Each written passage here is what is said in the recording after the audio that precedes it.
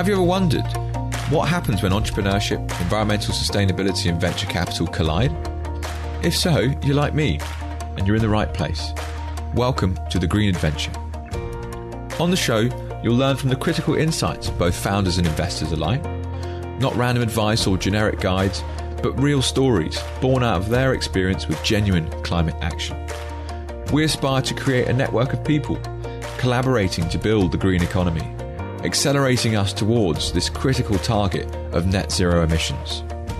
I'm your host and founder of the show, Jake Woodhouse. For all the notes, links and episodes, please visit www.greenadventure.com. Take care when typing that in. Adventure is spelt with a double D. Thank you for listening and enjoy the episode. Hi Dan, welcome on the show. Hey Jake, thanks for having me on the show. No problem at all. So as our initial snapshot round, I'd love to get a summary for our listeners. Could you please explain who you are and your current role? Okay, I'm Dan Gipple, and I'm the founder of BetterPoints Limited. And I've historically always been the founder and CEO up until about 5 minutes ago when I made the decision that at the point we were at as a business, I was going to hand the CEO reins to Richard Kirk, who is our executive chairman. So I'm currently playing the role of the overall founder, spokesperson, and you name it, business development, raise money, help with finance, all those issues as a founder of the company. Okay, and just briefly, Dan, BetterPoints as a business, could you give us a brief overview as to what that business is today? So BetterPoints is what we call it a behavior change technology company. And what it is, it's a software platform, a software as a service, fully licensable, that enables any of our clients or partners to create very bespoke campaigns, challenges, programs to motivate people to change their behavior, primarily in the areas of sustainability, environment, healthcare, also in areas like staff engagement. So it's a very well-established platform right now. There's a lot of behavior science, behavior change taxonomy in the platform. But that's where we're in the business of motivating people to do better things. That's what we do. Fantastic. And such an interesting area to have impact. People talk a lot about developing a hardware product to actually change the way we generate energy, or a new system to create food, or whatever it may be. But actually, how we behave on a daily basis has a huge effect on the planet and our future. Before we dive into that specific discussion, though, Dan, I'd love to wind the clock back and take a little look at your own personal journey. So perhaps you could explain a bit about the career path you've taken and the decisions you've made to actually get to the point you are today. Well, I've got a bit of an unusual background. I'm sure listeners could hear a bit of an American accent. It goes back 30 years. But I was an AT&T international marketing executive, and my early years of the career were all networking and technology. And I had an opportunity, though, to segue and come over to the UK I worked for two of the global advertising agencies. And my specialty tended to be the area of behavior change, working on loyalty programs and platforms and raising money for charities and things like that. A lot around motivation, around attention, around behavior change models, and I used to lecture on it.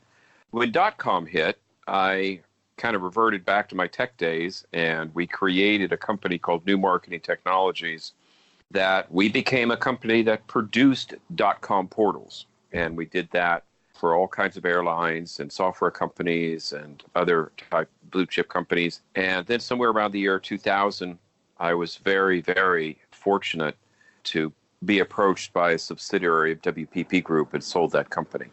And then for the next 5 or 6 years, I had a boutique consulting company. We specialized in helping universities do spin-outs of technology. And it was really there that around 2005, 6, 7, I came increasingly across spin-outs from the natural gas area, from the energy area, from the environmental area, and began to get my feet seriously wet in the environment sustainability area.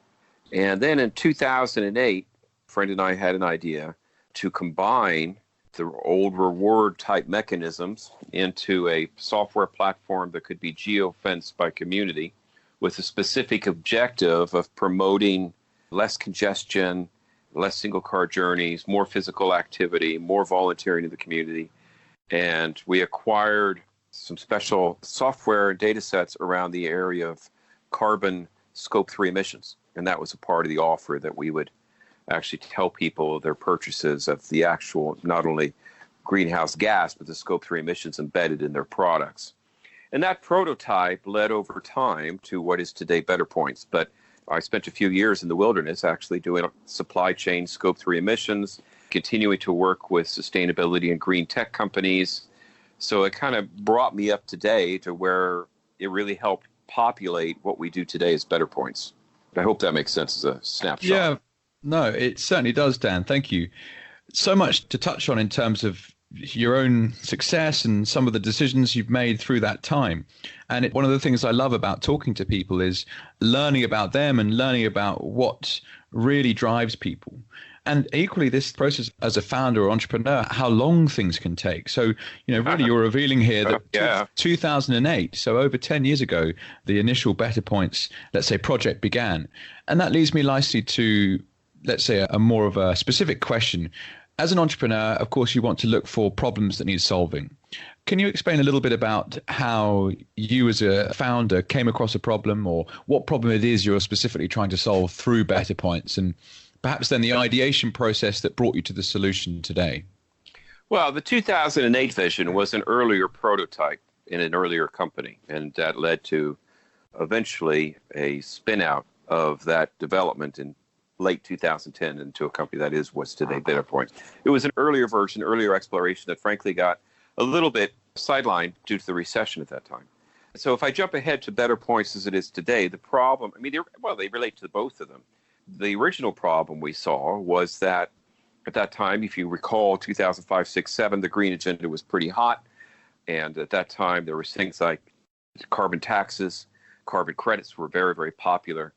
And frankly, I didn't see that on their own would be, from my background in advertising, we would raise money for charities. And you couldn't do it by taxing people. You had to motivate people. And the way you did that was you made people aware of a situation. And you were able to educate them that there was something that they could individually do that would help solve that situation and make things a little bit better, and actually being able to quantify that for somebody. And that's the way charities work. And in this sense, in the same area of carbon emissions and environment and sustainability, most people aren't aware of, for example, if you're in traffic, you're going to get worse air quality coming through your dashboard than you are walking on the street. Most people aren't aware of the actual carbon emissions that they're contributing versus a single plane ride. There's all kinds of things here that people just don't know about. So a large part of what we were trying to do was create an environment where we help educate, we make people aware, we motivate them to try something for the first time and to see, hey, that's not bad. And one of the key things we tried to do is give people a currency, and the currency is today BetterPoints, that they could use in very, very positive ways, but they could also donate it back as funding into the community as cash. And that's one of the hallmarks that BetterPoints has today. And that as we went on, when BetterPoints launched and we finally started trading with the platform that exists today in late 2012, we realized that, the number one problem that most of our clients had was there's lots and lots of behavior change campaigns out there. There's a lot of apps, there's a lot of training on cycling, there's all kinds of things. But the biggest problem that clients had was not only motivating people to make the change and keeping them engaged, which is difficult, but actually having the evidence to prove that a change actually occurred and being able to track that. And being able to track that evidence and say, wow, okay, well, we saw that somebody actually got out of their single car and they rode the bicycle for the first time. They want to know that, but they want to know, did they do it? How many times a week did they do it? Did they do it for the next 3 months? To what degree did they change it? So this issue of evidence was sadly lacking. And then we came to what is actually the really big global problem. It's great to do that on a one-time campaign in a small city, but the big thing that's needed to really make the change on any kind of scale is you've got to have a platform that's really easily deployable and easily scalable. So the BetterPoints platform all along has been progressively developing so that we could run 10,000 programs at once on the platform and easily deployed into different languages on a global basis. And the other thing is it's extremely flexible, the type of activities. So in typical programs, we have programs where we motivate, of course, people to ride the bus or the train or the car. But, on a development path is getting people to be able to track when they come in and out of the underground, We have a program with Ealing Council where we motivate people to go into the parks and pick up litter. So it's all these things come into play of how can we come across these different things that we want people to do for the environment. How do we motivate them to do it, and how do we track it? And that's where you just continue to evolve. And it's just an evolving plate of, as you go, you develop new ways to do things. And Jake, it's like any other business. You uncover new applications and new exciting ways to do things. So the biggest thing to us is evidence, showing that people did it, and being able to deploy it rapidly where it's needed. Awesome. It's fascinating. And there's so much depth to it that I'm sure you can begin to go on to explain, Dan. The step that an entrepreneur takes, that leap of faith moment, it's, I guess, hard for me to track a specific point during the journey you've already explained as to when that might have been. But did you have a moment where you realized, actually, we're really onto something here? And what did that feel like? Oh, wow. Well, I mean, the entrepreneur journey, I did my first venture all the way back in 1993. I think for any entrepreneur, there's kind of a shock. Oh, hey, I can actually earn a wage and feed my family doing something on my own. And I think that's kind of like the first revelation as an entrepreneur is, hey, someone will actually pay us to do things and I can earn a living on my own. And I think that was my first revelation. With regard to BetterPoints, I think the big revelation was when we finally got the initial platform developed. We did a program with Reading Transport, motivating Reading bus, people buying ticketing for bus to actually shift to digital ticketing and get more people on the bus and opt into the program. And in the first couple of years in Reading, and also we ran some borough council programs there were over 25,000 people that signed up. And I think, one of the key revelations with that is if you facilitate it in a way that, doesn't make it tough for people, and you're able to motivate them and communicate them and reward them, this will work. People will actually change their behavior. And, frankly, since that time, it's been a real walk of faith to convince not only the local councils, but the NHS and European funds and now corporates that this really works. This way of approaching things genuinely works. And here's the white paper and here's the case study. So, yeah, you've got a vision and you think you're going to follow it. But until you actually get in the market and you see the results, that's where you really have the revelation and the faith really comes that, no, we're not letting go in this. We're going to take it all the way. And that leads me nicely to touch on the phrase traction. And you've mentioned this, you have a vision, but until you actually put something out there, you don't know what might manifest from that. So do you have any kind of generalized advice perhaps, or from your experience over all these years, Dan, how do you take that vision and how do you convert it into early traction? And is there any specific formula for it, or how have you found that process? Well, that's a really good question. Because, most entrepreneurs would tell you that their business model evolves and where they think they're going to, the initial services they package, their initial pricing, their initial go-to-market routes, it's an iterative process. So we started out on the public side and we cut our teeth on the public side. And I think that in terms of, Jake, I would just literally say, I think it's a very iterative process. We always start out, who has the highest propensity to, what kind of client are we looking for? What kind of client we think would need us? What are the core needs that we could observe in that client that would want us? We always look for who is the most important customer client that we think we would like and compare that to who is the type of client who would, really, really need us. Who has the highest propensity to buy what we're doing. So, for example, on the corporate side right now, we're focusing heavily on construction and transport. And the reason we're targeting those two corporate channels, amongst others, is because they have such high sustainability requirements. And a lot of it's regulatory. If you go to any of the airports in the UK or places like that, you'll see that there are certain regulatory requirements. They have to reduce the amount of commuting, road transport in and out of airports. Same thing with construction in terms of reducing their Scope 3 emissions. These things are critical to these industries, so they have a higher propensity perhaps to want to be early adopters for us than others. So I guess my iterative answer is find your early adopters. Who needs this the most and why?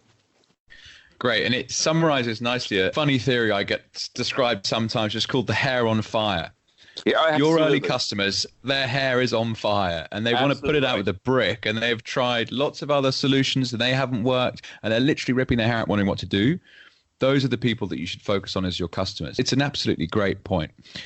To take another step, Dan, I'd love to talk through the investment side of things, and we wouldn't be a kind of startup and VC show if we weren't discussing that. Sure. Do you have any advice for listeners out there that, when you're working on an idea stage business or perhaps an early revenue or even profit, how do you approach the investment market, and what high-level tips and perhaps particular experiences could you let us know about? Well, I think I'd probably echo what anybody else in the Green Angel Syndicate would say is, in some ways it's like 70 to 80% team. The idea is one thing and being able to prove the early prototype and early customer interest, but do you have a team that can deliver it?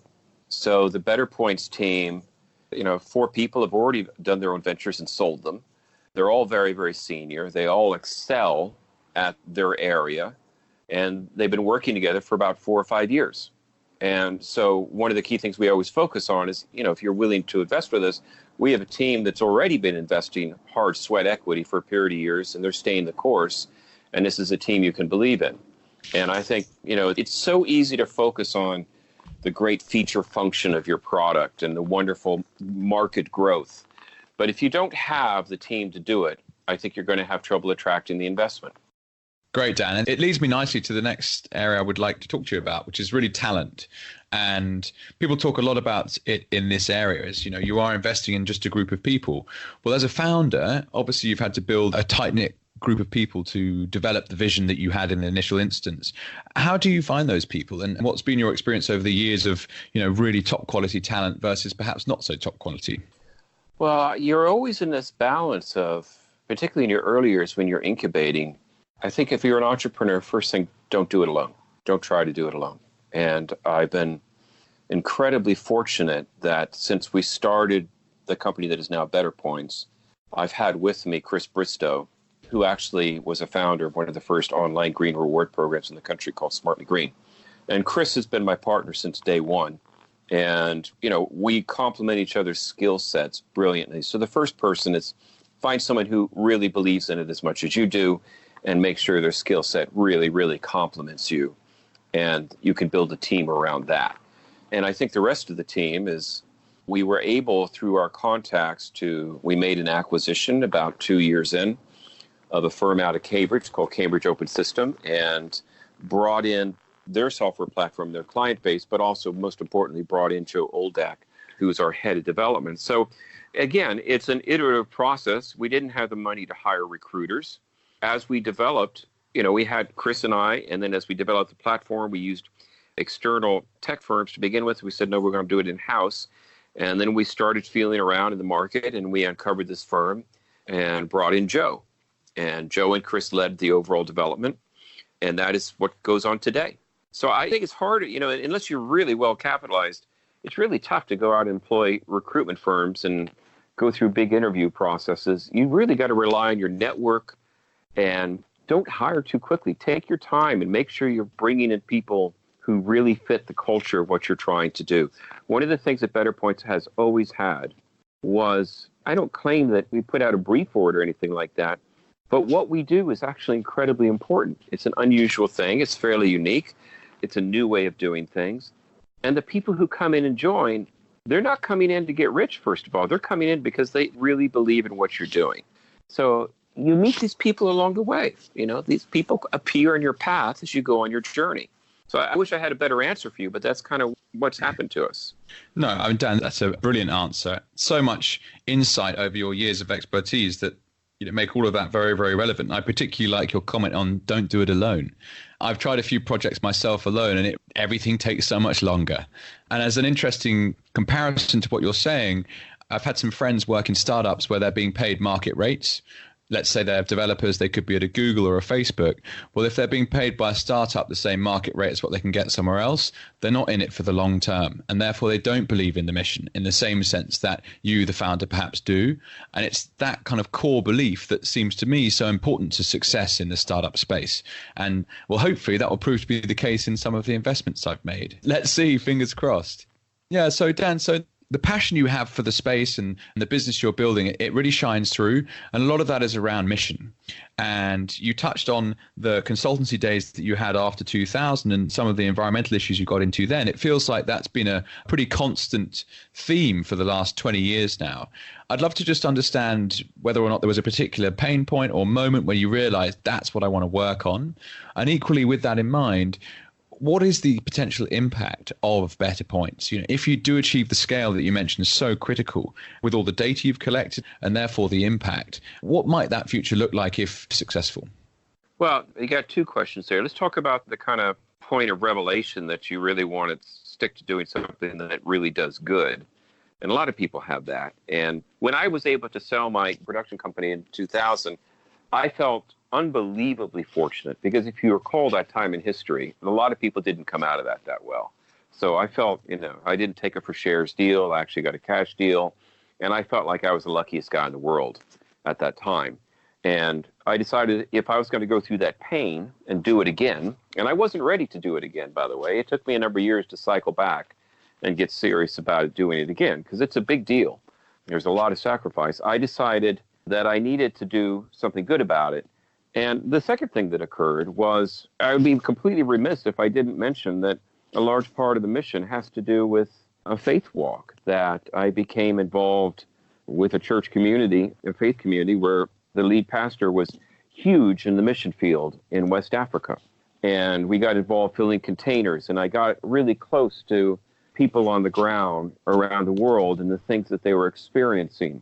And to be honest, it shattered me. It absolutely shattered me, the things that I saw that people accepted as normal life. And so I would say that was a very serious additional spark that's still with me and still with our original investors in BetterPoints, which is a family called the McGee family, Stephen and Prudence McGee, who built social housing in Reading. So the original family, Chris Bristow, shares this kind of belief set as well in terms of what he wants to do for the world. And yeah, you kind of reach a point where you have a revelation that if I'm going to go through the sacrifice and the pain of doing this and taking the risks, everybody out there listening should, if you're starting a business, you got to understand that there's pain and sacrifice and years and giant risks, no matter how you cut it.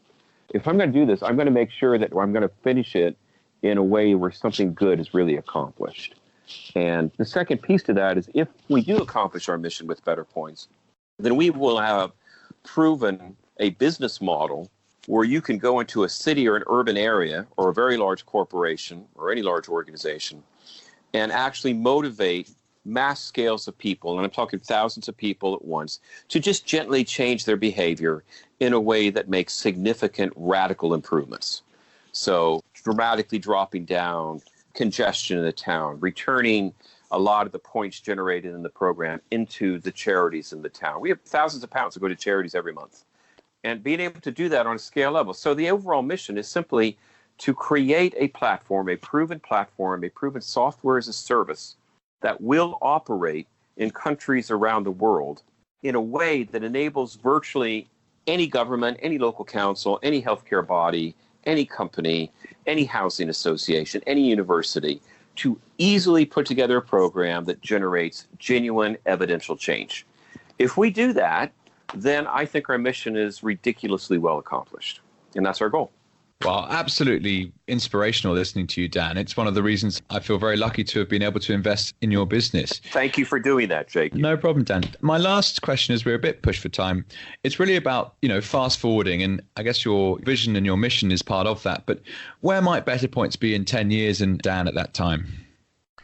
I would like to see BetterPoints embedded into very large-scale other systems. So, for example, I'd like to see it embedded into health insurance companies. I'd like to see it embedded into major transport organizations in terms of major sustainability, city systems, reward systems.